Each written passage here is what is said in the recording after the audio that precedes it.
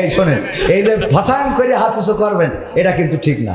বুঝে শুনে কি শুনে বুঝে শুনে, কারণ আপনি ভুল করে হাত উঁচু করলে অনেক সময় বেকায়দা হইতে পারে। এক হুজুর কালেকশন করতেছে মসজিদের জন্য 50,000 টাকাতে শুরু করেছে, কিন্তু একজন ওয়াজ শুনতে এসে আস্তে করে ঘুম এসে সারাদিন ধান কেটে হুজুর কালেকশন করছে। ভাইরা আমার, 50,000 টাকা দেওয়ার মতো কোন আল্লাহর বান্দা কি আছেন? একটু হাত উঁচু করেন, কেউ তোলে না। সুর দিয়ে যখন হলো না, তখন এবার চেঁচামেচি শুরু করে দিয়েছে।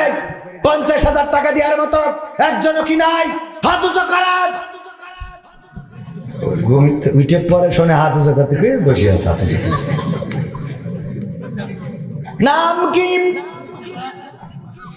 মিস্টার ওবায়দুল কাদের।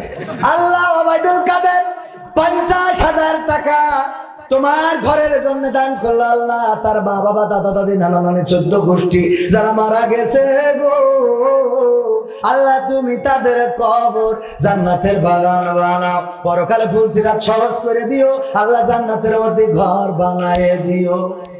ও বলছে আমার তো কালকে 1 প্যাকেট আকিস বিড়ি কিনবো, তাও টাকা নেই।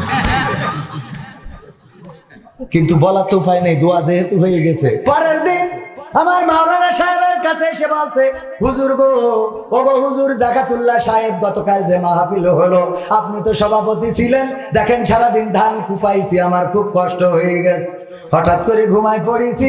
হুজুর বলেছে 50,000 টাকা কিরা দিবা, হাত উঁচু করেন। আমি আগের লাইন শুনিনি, পরের লাইন শুনে হাত উঁচু করে বসে আছি। এখন দোয়া করে দিয়েছে মা বাবা দাদা দাদি নানা নানি 14 গোষ্ঠী যেন জান্নাতে থাকে। আমার তো হুজুর বিড়ি কিনারও টাকা নেই। ও গো হুজুর, আমি যদি দিতে না পারি তাহলে এখন মা বাবা দাদা দাদির কে আবার জান্নাতে বের করে নিয়ে আসবে নাকি? বেকায়দা না?